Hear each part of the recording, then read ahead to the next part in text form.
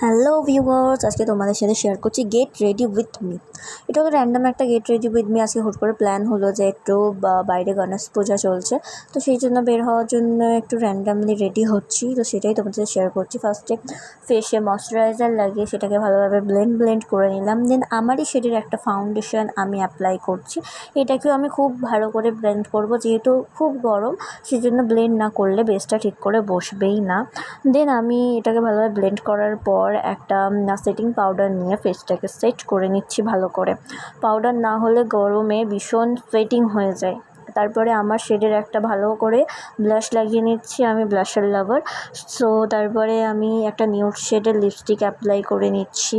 তারপরে আমি অ্যাপ্লাই করে নেব কাজলটা আমি খুব সিম্পলি অ্যাপ্লাই করেছি, বেশি ডার্ক অ্যাপ্লাই করিনি।